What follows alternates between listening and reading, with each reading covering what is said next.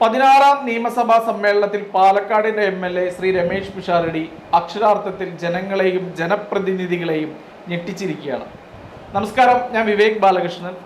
ഒരുപക്ഷെ ഇന്ന് വരെ നിയമസഭയിൽ ആരും പറഞ്ഞിട്ടില്ലാത്ത ഒരു കാര്യമാണ് രമേശ് പിഷാരടി കഴിഞ്ഞ ദിവസം അവതരിപ്പിച്ചത്.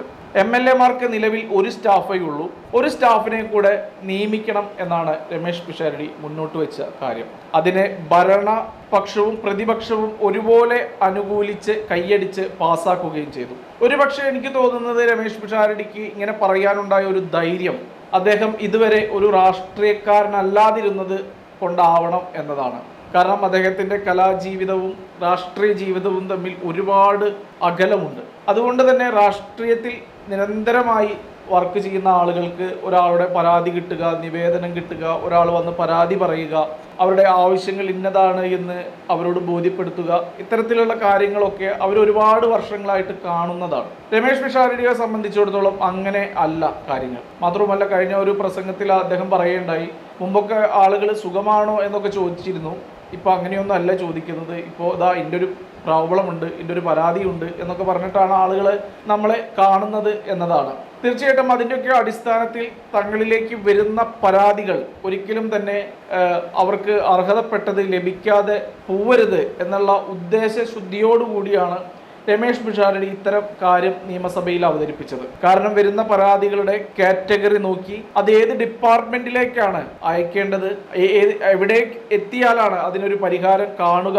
എന്നുള്ളതിൻ്റെ അടിസ്ഥാനത്തിലാണ് അദ്ദേഹം ഒരു സ്റ്റാഫിനെ കൂടി വെക്കണമെന്നും അയാൾ വിദഗ്ധനായിരിക്കണമെന്നും കൂടി നിയമസഭയിൽ പറഞ്ഞത്. തീർച്ചയായിട്ടും ഇത്തരത്തിലുള്ള നിയമനങ്ങളാണ് ജനങ്ങൾക്കും ജനപ്രതിനിധികൾക്കും ഗവൺമെന്റിനും നമ്മുടെ നാടിനും ഒക്കെ ആവശ്യമായിട്ടുള്ള നിയമനങ്ങളാണ് ഇതൊക്കെ. നേരെ മറിച്ച് മന്ത്രിമാരുടെ പേഴ്സണൽ സ്റ്റാഫിനെയൊക്കെ നോക്കിക്കഴിഞ്ഞാൽ പലപ്പോഴും അത് എന്തിനാണ് ഇത്രയും അധികം സ്റ്റാഫുകൾ എന്നൊക്കെ തോന്നിപ്പോകുന്ന ഒരു സാഹചര്യം കേരളത്തിലുണ്ട്. മുമ്പ് ഒരു വർഷം വർക്ക് ചെയ്ത് കഴിഞ്ഞാൽ അയാൾക്ക് ആജീവനാന്ത പെൻഷനും കാര്യങ്ങളൊക്കെയാണ്. ഇപ്പം അത് 2 വർഷവും 3 വർഷവും ആക്കി വർദ്ധിപ്പിച്ചു എന്ന് പറയുന്നു. എന്നാലും സിസ്റ്റമൊക്കെ അതുപോലെ തന്നെയാണ്. അവർക്ക് പിന്നീട് ആജീവനാന്തം സാലറി പെൻഷൻ ലഭിക്കുന്നു എന്നുള്ളതാണ്.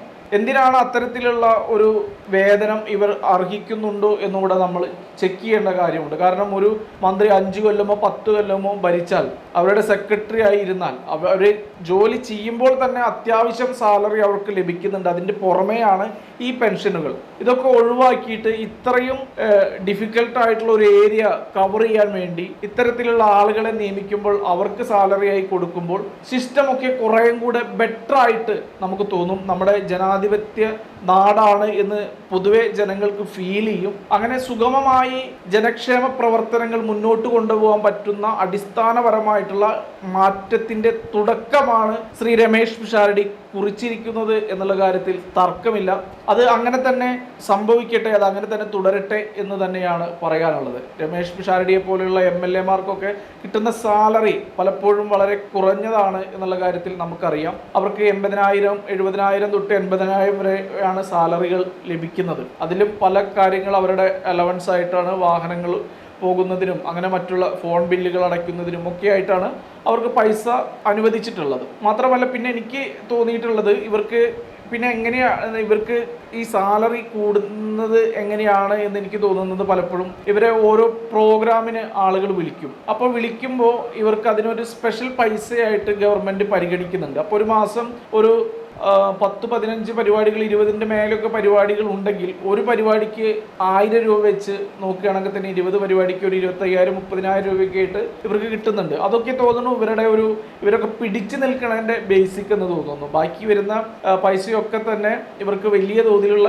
ചെലവും തന്നെ ഉണ്ട്. അപ്പോൾ ഇത്തരത്തിൽ അതിൻ്റെ അപ്പുറത്തേക്കാണ് ഈ ജനങ്ങളുടെ കാര്യം ഹാൻഡിൽ ചെയ്യാൻ വേണ്ടി ഇവരെ അനുഭവിക്കുന്ന സ്ട്രെസ്. അപ്പോൾ അത് കുറയ്ക്കാൻ വേണ്ടി ഇത്തരത്തിലുള്ള വിദഗ്ധരായിട്ടുള്ള ആളുകളുടെ നിയമനം അത്യന്താപേക്ഷികമാണ് എന്നുള്ള കാര്യത്തിൽ യാതൊരുവിധ തർക്കവുമില്ല. അപ്പോൾ ആ നിയമനം എത്രയും പെട്ടെന്ന് ഗവൺമെൻറ് അംഗീകരിക്കട്ടെ, അങ്ങനെ നിയമനം നടത്തട്ടെ, ജനങ്ങളുടെ പരാതികളൊക്കെ പരിഹരിക്കപ്പെടട്ടെ, ഒരു നല്ല സർക്കാർ, ഒരു പുതുയുഗം തന്നെ കേരളത്തിൽ പിറക്കട്ടെ എന്ന് ആശംസിക്കുന്നു. ഒപ്പം പാലക്കാടിൻ്റെ MLA രമേശ് പിഷാരടിക്ക് ഇത്രയും ധൈര്യപൂർവ്വമായി ഈ കാര്യം അവതരിപ്പിക്കാൻ കഴിഞ്ഞതിൽ ഒരുപാട് സന്തോഷമുണ്ട്. അദ്ദേഹത്തിന് എല്ലാവിധ നന്മകളും നേർന്നുകൊണ്ട് നിർത്തുന്നു. നന്ദി, നമസ്കാരം.